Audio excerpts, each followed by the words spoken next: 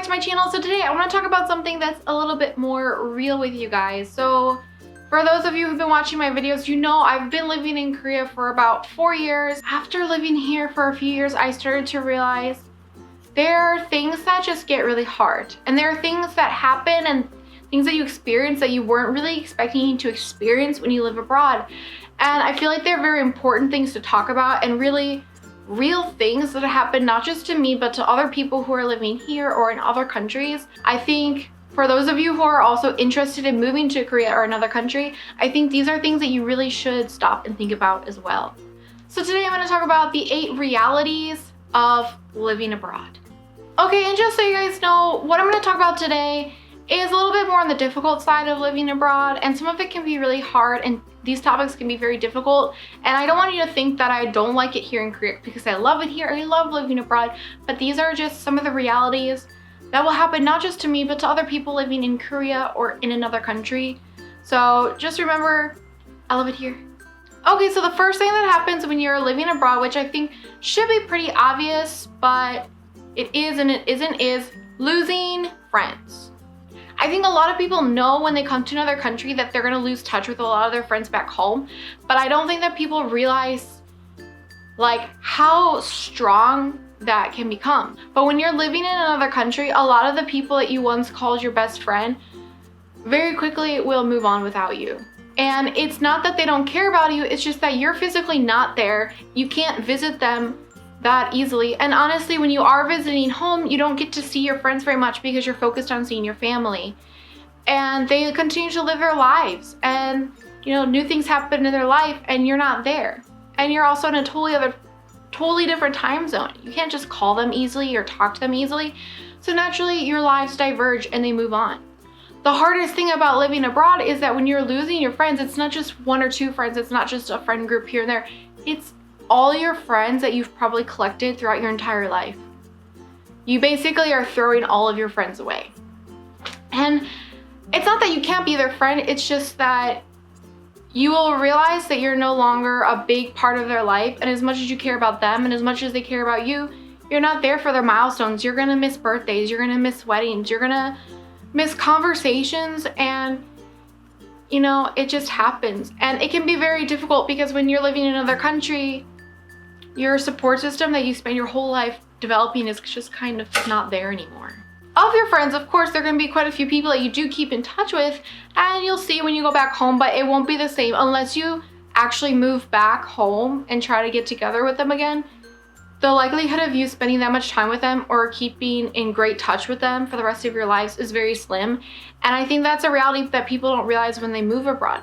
They move abroad and they think that they can work really hard and keep in contact with their friends and it will be okay. But I think to some extent you lose that closeness with them, and as time goes on, you have to just accept that. It's part of life. Okay, the second thing that happens when you move abroad is, of course, your relationship with your family changes. If you are really close to your family, I think that this will be very difficult for you because if you're used to seeing your family every day, talking to them every day, sharing things with them, it's going to be very difficult to move to another country, especially if you're in a totally different time zone, because it takes so much effort just to talk to them. You're not there for major milestones. I missed my niece being born. I miss a lot of time with my nieces, my sister's children, because I choose to live here and they live in America. And even though I really love them and I try as hard as I can to keep in touch, it's just not the same. I will not be as active in their life as, say, my mom is or other people who are physically nearby. And I think that if you have a good relationship with your family, you can definitely keep in touch and you can definitely make time for them because of course they're your family and you're gonna go visit them sometimes. But honestly, it's very hard because they can't always visit you, you can't always visit them, and you have to just kind of grow accepting of the fact that you could go years without seeing your parents, you could go years without seeing your sister. A new person could be born into your family and you won't be able to meet them right away.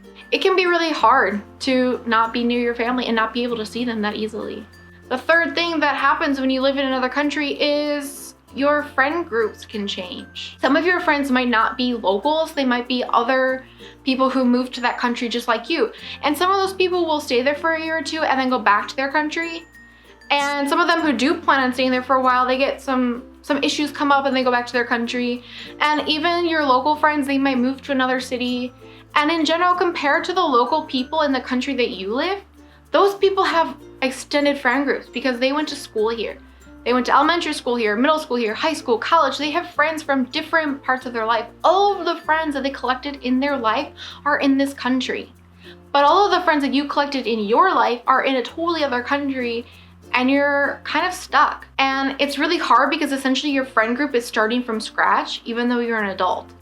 And it can be really hard to find good friends that last.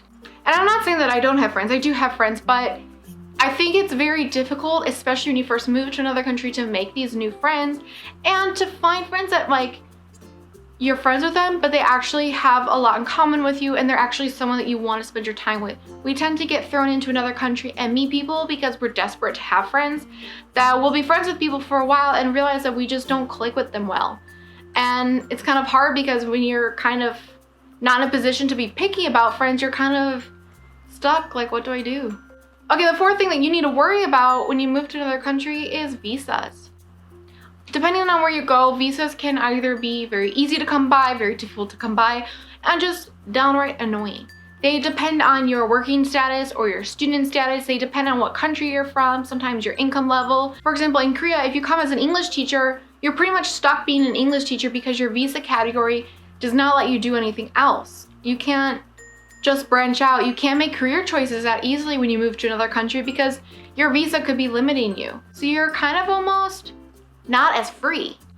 Honestly, you just become a slave to the visa system. And when it comes to making career choices, it can be really hard to do something because you're worried about losing your visa. And you can't really talk to people around you unless they're from the same country as you, in the same situation as you, and on the same visa as you. So you can kind of feel like alone in the sense of like, what do I do? Who do I go to for advice? Number 5, not being totally accepted in the country where you live. I think the hardest thing is when people ask me, when are you going home? But I'm like, my home is like 5 minutes that way. Like this is my home. And I get what they mean, like when are you going home to your home country? But it's like, I don't know. It's just they see me, they know I'm not Korean, they know I'm not from here. When they talk to me, it's obvious. So they're curious, like, oh, well, this is not your country. So when are you gonna go home? Like back to your country? Not because they're not welcoming me here, but it's an assumption of like, well, this isn't your country. Like your country must be where you're from and where you live. So when will you go back? They don't mean anything by it, but it gives you the sense of I don't belong and I'm not totally welcome here. The longer you're in a country, you don't really want to have these questions. You just want to live your life and move on. At some point, it's like, I just want that to stop. And that can be hard because on top of that, you're not really close with a lot of your friends back home anymore. You're missing out on their life. You're missing out on things happening with your family. And at the same time, you're here and the people that are around you here don't really view you as part of this group either because you're kind of on the fringe of both societies. Sixth thing that I feel is kind of difficult is this sense of nostalgia. It's totally different. Watching Stranger Things was really weird and nostalgic for me because Stranger Things is meant to be set in Indiana, which is a state over from where I'm from. And honestly, the houses in the TV show look like houses that I saw in my neighborhood. And it reminds me of my childhood, even though I didn't grow up in the 80s. But it's very American in a sense. And I have this weird like sentimental feeling for things that are American or things that remind me of my childhood or growing up. And the reality is that most people here did not have the same childhood as me because this is a totally different country. They had a totally different childhood, and the things that they feel nostalgic for are things that I have no idea what the hell that is. It's something that I didn't realize until recently that kind of like holds people together in a culture because you share this kind of common nostalgia. It's kind of alienating, and it makes me feel a little sad sometimes, but such is life. Okay, and the 7th thing I want to talk about, which I feel like is pretty obvious, language difference. When you first get to a new country and you don't understand the language very well, you get used to it. You expect that you're not going to be able to speak the language really well. You expect that there's going to be a barrier and you get used to it. You figure out how to, meander around it. You figure out how to do things even though you can't communicate all the time.